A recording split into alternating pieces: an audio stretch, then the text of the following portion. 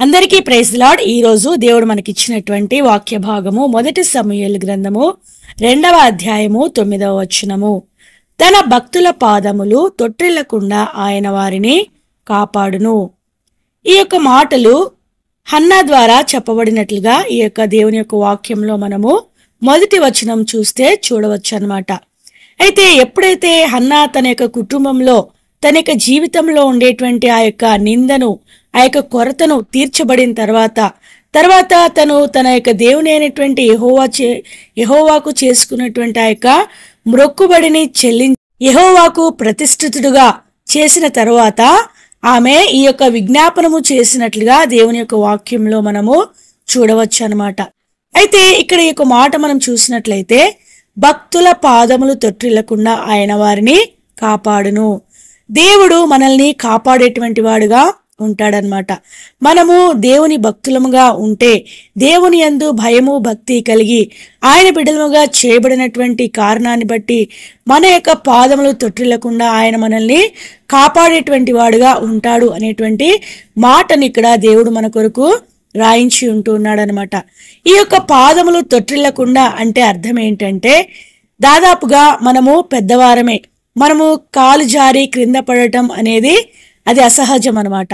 అయితే ఇక్కడ పాదములు తొట్టిల్లుట అనేది దేన్ని చూపిస్తూ ఉందంటే, మన యొక్క జీవితంలో ఆ యొక్క పరమ పట్టణమైనటువంటి ఆ యొక్క నిత్యత్వమునకు మనం ప్రయాణం కొనసాగిస్తూ ఉన్నప్పుడు మన యొక్క జీవితంలో వచ్చేటువంటి ఆ యొక్క పరిస్థితులను బట్టి, ఆయా నిందలను అవమానములను బట్టి, లేకపోతే శత్రువు తీసుకుని వచ్చేటువంటి ఆ యొక్క శోధనలను బట్టి మనము తొట్టిల్లి పడిపోకుండా, అంటే మనము మార్గం తప్పి వేరొక మార్గంలోనికి వెళ్ళిపోకుండా, లేకపోతే ముందుకు కొనసాగలేకుండా అలాగే కుప్పకూలిపోయినట్లుగా మనము ఉండకుండా దేవుడు మనల్ని అలాగే నడిపించేటువంటి వాడుగా, మనల్ని ఆ యొక్క శత్రువు చేతిలో నుండి, సమస్యల చేతిలో నుండి, వ్యాధుల చేతిలో నుండి మనల్ని కాపాడేటువంటి దేవుడుగా ఉంటాడు అనేటువంటి విషయాన్ని మనం ఇక్కడ గుర్తించాలన్నమాట. తర్వాత ఇక్కడ మనం చూసినట్లయితే మనల్ని కాపాడేటువంటి దేవుడు ఎప్పుడు కాపాడుతాడు అనేది మనం చూసినట్లయితే కీర్తనల గ్రంథంలో ఒక చక్కటి మాట మనకు రాయబడుతూ వచ్చిందనమాట. కీర్తనల గ్రంథము 121వ అధ్యాయము 3వ వచనంలో మనం చూసినట్లయితే, ఆయన నీ పాదము తొట్టిల్లనీయడు, నిన్ను కాపాడువాడు కునుకడు. ఇక్కడ మనం చూసినట్లయితే దేవుడు మన పాదములను తొట్టిల్లనీయడు అనేటువంటి మాట ఇక్కడ కూడా రాయబడుతూ వచ్చిందనమాట. అయితే ఎప్పటి వరకు ఆయన తొట్టిల్లకుండా కాపాడుతాడంటే, మనల్ని కునుకకుండా కాపాడేటువంటి దేవుడుగా ఉంటాడు. అంటే నిరంతరము కాపాడేటువంటి దేవుడు. ఇజ్రాయేలును కాపాడువాడు కునుకడు, నిద్రపోడు, యెహోవాయే నిన్ను కాపాడువాడు. అంటే రేయింబగళ్ళు, అంటే 24 గంటలు నీవు ఇక ఈ లోకంలో జీవిస్తూ ఉన్నటువంటి ఇక జీవన ప్రయాణం అంతటిలో కూడా ఏ క్షణం కూడా, ఏ సెకండ్ కూడా ఆయన ఆపివేయకుండా, నిన్ను ఆ యొక్క ఏ క్షణం కూడా నిద్రపోకుండా నీ కొరకు ఆయన కాపాడేటువంటి దేవుడుగా ఉంటూ ఉన్నాడు. ఇలాంటి దేవుడు మనకు తోడుగా ఉన్నప్పుడు, ఆయన మన పాదములు తొట్టిల్లకుండా మనల్ని కాపాడుతున్నప్పుడు మనం చింతించవలసినటువంటి అవసరం ఎంత మాత్రమును లేదనమాట. ఆయన భక్తులముగా మనము చేయబడుతూ రావాలి. అప్పుడు మన యొక్క పాదములు తొట్టిల్లకుండా ఉంటాయి. ఆయన తొట్టిల్లకుండా కాపాడేటువంటి దేవుడు. ఎంతవరకు కాపాడేటువంటి దేవుడు అంటే, నిరంతరము కాపాడేటువంటి దేవుడు. ఈ లోకంలో నీ యొక్క ప్రయాణం ముగించేంత వరకు, ఆ యొక్క నిత్యత్వమును నీవు చేరుకునేంత వరకు ఆయన ఏం చేస్తూ ఉంటాడంటే మనల్ని కాపాడుతూ ఉంటాడు. సైతాను చేతిలో మనం పడిపోకుండా, తర్వాత మనం ఎప్పుడైతే యేసయ్యను నమ్ముకొని ఆయన మార్గంలోనికి వచ్చి ఆయన కాడి క్రిందికి వస్తూ ఉంటామో, వచ్చినటువంటి ఆ యొక్క దినము మొదలుకొని ఆయన మనల్ని కాపాడేటువంటి దేవుడు, భద్రపరిచేటువంటి దేవుడు. మనం పక్కకు వెళ్లకుండా మనల్ని ఆయన కాపాడుతూ ఉన్నాడు. మనల్ని కాపాడుటలో ఆయన కునుకని దేవుడుగా, నిద్రపోని దేవుడుగా. మనం చూసినట్లయితే చంటి బిడ్డను కాపాడే విషయంలో తల్లి కూడా కొన్ని క్షణాల్లో నిద్రించేటువంటి సమయం ఉంటదన్నమాట. కునుకుపాటు అనేది ఈ యొక్క మానవులకు సహజం అనమాట. అయితే ఈ యొక్క తల్లి కూడా మనల్ని కాపాడుతుందో కాపాడదో, ఒకవేళ తండ్రి కూడా మనల్ని కాపాడుతాడో కాపాడలేడో, కానీ మనకు జన్మనిచ్చినటువంటి తల్లిదండ్రులు మనల్ని సరిగా కాపాడలేకపోవచ్చు. కానీ పరమ తండ్రి అయినటువంటి ఆ యొక్క యెహోవా దేవుడుగా, యేసుక్రీస్తు ప్రభువుగా ఉన్నటువంటి ఆ యొక్క దేవుడు మనల్ని తప్పకుండా నిరంతరము కాపాడేటువంటి దేవుడుగా, మన పాదములు తొట్టిల్లనీయకుండా మనల్ని భద్రపరిచేటువంటి దేవుడుగా ఉంటూ ఉన్నాడనమాట. తర్వాత ఇంకొక మాట మనం చూసినట్లయితే సామెతల గ్రంథం 3వ అధ్యాయము 23వ వచనంలో, అప్పుడు నీ మార్గంన నీవు సురక్షితంగా నడిచెదవు, నీ పాదము ఎప్పుడునూ తొట్టిల్లదు. ఇక్కడ ఒక మాట రాయబడుతూ ఉన్నదనమాట. ఏ మాట అంటే అప్పుడు అనేటువంటి యొక్క పదాన్ని మనం ఇక్కడ చూస్తూ ఉంటూ ఉన్నాం. అయితే మన పాదము ఎప్పుడు తొట్టిల్లకుండా ఉంటుంది, ఎప్పుడు మన యొక్క మార్గంలో మనం సురక్షితంగా నడుస్తాము అనేది మనం చూసినట్లయితే ఇదే అధ్యాయము 21వ వచనంలో, నా కుమారుడా లెస్స అయిన జ్ఞానమును వివేచనను భద్రము చేసుకొనుము. అంటే మన యొక్క జీవితంలో మనం ఏం కలిగి ఉండాలంటే జ్ఞానము, వివేచన అనేటువంటి ఈ రెండిటిని మనము కలిగి ఉన్నప్పుడు, వాటిని మన హృదయంలో, మన జీవితంలో భద్రం చేసుకున్నప్పుడు తప్పకుండా మన యొక్క మార్గం ఎలా ఉంటుందంటే సురక్షితంగా ఉంటుంది. సురక్షితంగా మనం నడిచేటువంటి వారంగా ఉంటాం. మన యొక్క పాదము ఎప్పుడూ తొట్టిల్లకుండా దేవుడు మనకు సహాయం చేసేటువంటి వాడుగా ఉంటాడు. ఇక్కడ జ్ఞానము అన్న, వివేచన అన్న ప్రభు అయినటువంటి యేసుక్రీస్తు వారే అన్నమాట. ఎప్పుడైతే యేసుక్రీస్తు ప్రభు వారిని మన యొక్క జీవితంలో మనం ఎల్లప్పుడూ భద్రం చేసుకుంటే, యేసు ప్రభువుని విడవకుండా ఆయనను వెన్నంటి మనము ఆయన వెనకాల నడుచుకుంటూ, ఆయనను వెంబడిస్తూ, ఆయనను మన జీవితంలో భద్రంగా కాపాడుకుంటూ, ఏ యొక్క వేరే వాటికి మనము చోటివ్వకుండా కేవలము యేసుక్రీస్తు ప్రభు వారిని, ఆ యొక్క యెహోవా దేవుణ్ణి మాత్రమే మనము స్మరిస్తూ మన యొక్క జీవితాన్ని కొనసాగించుకుంటూ ఉన్నప్పుడు తప్పకుండా నీ యొక్క పాదము తొట్టిల్లకుండా ఆయన కాపాడేటువంటి వాడుగా ఉంటూ ఉన్నాడు. తర్వాత నీ యొక్క మార్గంలో నీవు సురక్షితంగా నడచటానికి దేవుడు నీకు సహాయం చేసేవాడుగా ఉంటూ ఉన్నాడు. మన హృదయంలో ఉండేటువంటి ఆ యొక్క జ్ఞానమై ఉన్నటువంటి యేసుక్రీస్తు ప్రభువారు మనలో ఉన్నప్పుడు ఆయనే మనల్ని నడిపించేటువంటి వాడుగా ఉంటాడనమాట.